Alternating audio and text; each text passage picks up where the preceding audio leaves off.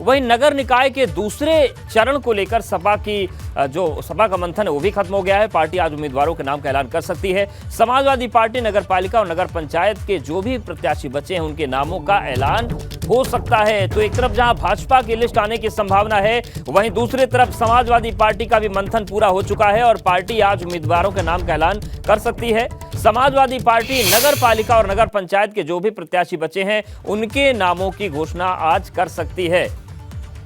तो सभी दल डटे हुए हैं और भाजपा के साथ ही साथ आज समाजवादी पार्टी की भी दूसरे चरण की जो लिस्ट है प्रत्याशियों की वो सामने आ सकती है। आज उम्मीदवारों के नाम का ऐलान हो सकता है। समाजवादी पार्टी नगर पालिका और नगर पंचायत के जो प्रत्याशी बचे उनके नामों की घोषणा आज कर सकती है।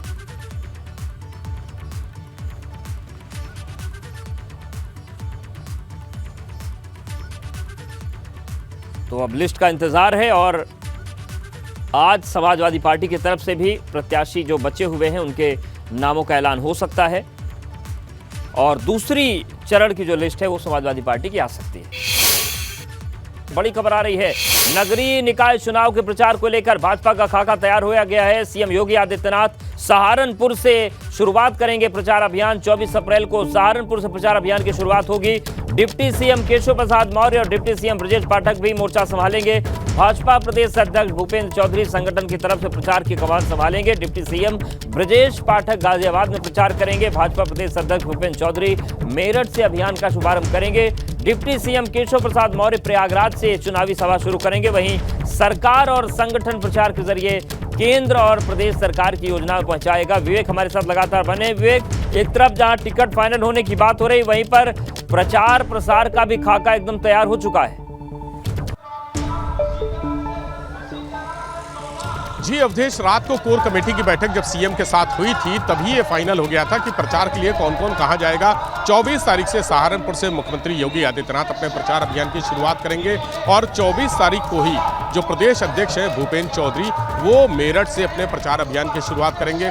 गाजियाबाद से डिप्टी सीएम ब्रजेश पाठक शुरुआत करेंगे तो प्रयागराज से केशव प्रसाद मौर्य अपने प्रचार अभियान की शुरुआत करेंगे। ये पूरा खाका कल तैयार हो गया था। इसके अलावा जो कैबिनेट मिनिस्टर हैं उनको भी मैदान में उतारा गया है। जो राज्य मंत्री हैं, स्वतंत्र प्रभार के राज्य मंत्री हैं, सभी को मैदान में उतार दिया गया है। यानी निकाय चुनाव में इसके पहले इस तरह का प्रचार अभियान, प्रचार युद्ध कहा जाए, वो नहीं देखने को मिला था। ये पहली बार है कि जब भारतीय जनता पार्टी के पूरा सिस्टम खड़ा हो गया, मैदान में आ गया है, मैदान में उतर गया है कि चुनाव में किसी भी तरह की कोई कमी ना रहने पाए। चूंकि भारतीय जनता पार्टी चुनावी मोड में रहती है हर समय, लेकिन नगर निकाय जो सबसे छोटे शहर की सरकार बनाने का चुनाव होता है उसमें ये उम्मीद नहीं थी कि मुख्यमंत्री तक प्रचार करने उतरेंगे। लेकिन ये भारतीय जनता पार्टी की जो जीत के लिए ललक है वो दिखाता है कि किसी भी तरह से कोई भी सीट छूट ना पाए और पूरी तरह से, चूंकि 24 का लिटमस टेस्ट माना जा रहा है इस चुनाव को, इसलिए सभी चाहते हैं कि इस चुनाव के जो परिणाम होंगे,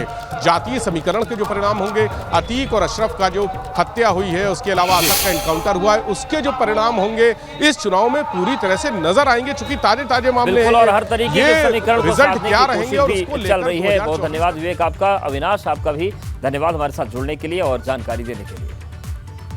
चलिए रुक कर लेते हैं चारधाम यात्रा का। गंगोत्री और यमुनोत्री के कपाट खुलेंगे और इन सब के बीच मुख्यमंत्री पुष्कर सिंह धामी, जो कि पिछली बार भी यात्रा की शुरुआत के दौरान वो पूजा अर्चना के लिए गए थे और देखिए अब वो पहुंचे हैं और उनका स्वागत हो रहा है।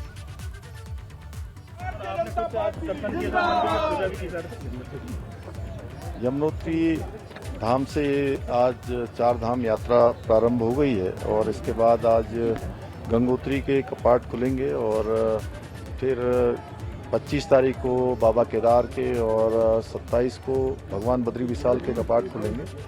आज यहाँ पर विधिवत रूप से यात्रा प्रारंभ हो गई है। सबसे पहले पूजा हमारे देश के यशस्वी प्रधानमंत्री आदरणीय प्रधानमंत्री नरेंद्र मोदी जी की तरफ से यहाँ पर संपन्न हुई है और यात्रा भी प्रारंभ हो गई। मैं सभी को बधाई देता हूँ कि इस बार की यात्रा हर्षोल्लास के साथ होगी। सभी आने वाले, पूरे देश विदेश से आने वाले श्रद्धालु, यात्रीगण, हमारे सैलानी जितने भी हैं, सभी को मैं शुभकामनाएं देता हूं कि भगवान सब पर कृपा करें और इस यात्रा को बिना किसी विघ्न बाधा के संपन्न करें। हम सब पर कृपा करें, हमारे राज्य पर और देश पर कृपा करें। जो एक चारधाम की संख्या